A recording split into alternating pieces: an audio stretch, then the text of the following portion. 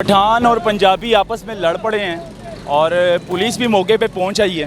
पठान और पंजाबी पठान पंजाबी दोनों ने ਉਹ ਮੁੰਡੇ ਦਾ ਹੋਵੇ ਗੱਲ ਪਾੜ ਦਿੱਤੀ ਹੈ ਨਾ नहीं चाचू ਵੇਖ ਲਓ ਵੀਡੀਓ ਕਿੱਥੇ क्यों बनाई है? ਲੱਗਾ ਸੀ ਨਾ ਬਣੀ ਨਹੀਂ ਮੈਂ ਫੜ ਜੂ ਲਿਆ ਇਹ ਵੀਡੀਓ ਲੱਗ ਪਿਆ ਬਣਾਉਣ ਵੀ ਪੁਲਿਸ ਨੇ ਇਹਨਾਂ ਨੂੰ ਫੜਿਆ ਵਿੱਚ ਪੈ ਗੱਡੀ ਚ ਮੈਂ ਗੈਰ ਕਾਨੂੰਨੀ ਫੜਿਆ ਉਹਨਾਂ ਨੂੰ ਇਹਨੇ ਹੁੰਦੀਆਂ ਬਾਹੀਂ ਫੜ ਲੀਆਂ ठीक है। ਉਹ ਮਾਰਨ ਡਿਆ ਸੀ ਉਹ ਬੱਚੇ ਨੂੰ ਮਾਰਿਆ पठान और पंजाबी आपस में लड़ पड़े हैं और पुलिस भी मौके पे पहुंच आई है।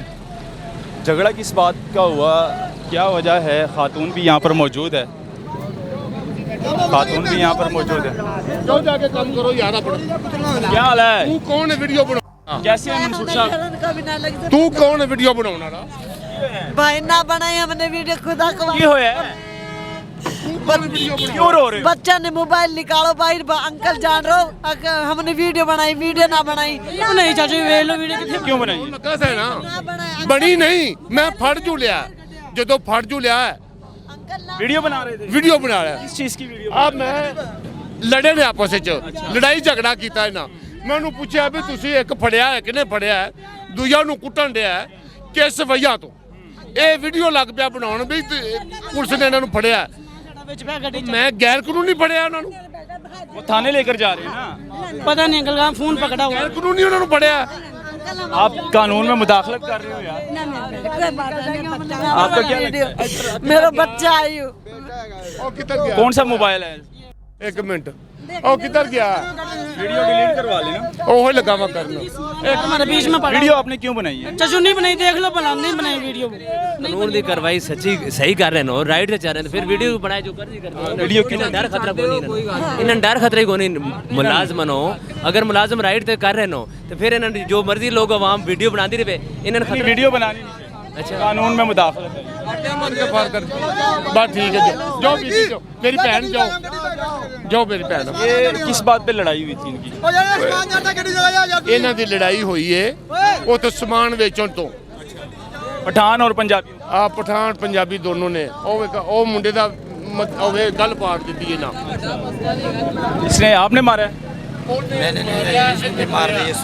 ਇਹ ਬਾਹੀਂ ਫੜ ਕੇ ਖਲੋਤਾ ਸੀ ਇਹਨੇ ਹੁੰਦੀਆਂ ਬਾਹੀਂ ਫੜ ਲੀਆਂ ठीक है। ਉਹ ਮਾਰਨ ਡਿਆ ਸੀ ਉਹ ਬੱਚੇ ਨੂੰ ਮਾਰਿਆ ਮੈਂ ਇਹਨਾਂ ਨੂੰ ਇੱਥੇ ਖਿਲਾਰ ਕੇ ਪੁੱਛਣ ਲੱਗਾ ਵਾਂ ਵੀ ਕਿਉਂ ਲੜੇ ਜੇ ਕਿਸ ਵਜ੍ਹਾ ਤੋਂ ਲੜੇ ਜੇ आपने गाड़ी में बिठाया इनको, ये लड़े हैं, आप थाने लेकर जा। ਥਾਣੇ ਲੈ ਕੇ ਜਾ ਉਹ ਉੱਥੇ ਗੱਡੀ 'ਚ ਬੈਠਾ ਵੀਡੀਓ ਲੱਭਿਆ ਬਣਾਉਣ वो बच्चा वीडियो बना रहा था मोबाइल। ਉਹਨੂੰ ਤਦ ਫੜਿਆ ਮੈਂ ਵੀ ਤੂੰ ਕੌਣ ਵੀਡੀਓ ਬਣਾਉਣ ਵਾਲਾ हाँ, ये कानून में मुदाखलत करना गलत बात है, करनी नहीं चाहिए कानून।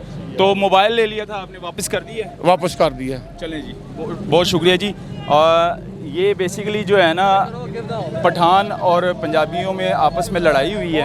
मंसूर साहब ASI है और ASI साहब जो है ना गाड़ी में बैठाकर मुलज़मों को लेकर जा रहे थे थाने, लेकिन कोई बच्चा गाड़ी से वीडियो बना रहा था। जैसे मंसूर साहब की नज़र पड़ी तो मोबाइल छीन लिया मंसूर साहब ने। वीडियो बनाना गलत बात है, जब वो लेकर जा रहे हैं कानून में आप मुदाखलत कर रहे हैं, क्यों वीडियो बना रहे हैं? क्यों लड़ाई की है आप लोगों ने? क्या काम करते हो? ऐनक और क्लासेस का काम, ऐनक बेचते हो? और आप? मैं भी ये कर रहा हूँ मैं भी ये क्यों मारा है इसको? पता नहीं दोनों में लड़ाई ये अकेला तुम दो? इसके पास डंडा है देखा। वो खुद किया मैंने नहीं किया आपस में दोनों में भाई क्या क्या करते हो आप? हम ज्वेलरी का काम करते हैं, कांटे बेचते हैं। अच्छा, कांटे बेचते हो, दुकानदार हो तुम भी? हाँ जी, क्यों लड़े हो? ये आगे थोड़ा सा लगा के खड़ा, मैंने कहा इसको पीछे कर लो थोड़ा सा, मैंने इसका आड़ा थोड़ा सा पीछे किया, इसने डंडा निकाल के मारा। गैर कानूनी बेचते हो ना वहाँ पर, रोड पर लगा कर बेचते हो? कोई प्रॉपर दुकान तो नहीं है? कोई किसी चीज़ का रेंट तो नहीं देते? फिर क्यों लड़ते हो आपस में? आप भी वैसे ही खड़े हो, वो भी वैसे ही खड़े हो, कमेटी वाले आ जाते हैं, कारपोरेशन वाले आ जाते हैं, आप उठा के भाग जाते हो। गलत बात है ना, फिर लड़ना नहीं चाहिए। लड़ाई इन्होंने की है, मैंने नहीं की। क्या झूठ बोले खैर, ये अभी मंसूर साहब लेकर जा रहे हैं थाने जाकर फैसला होगा।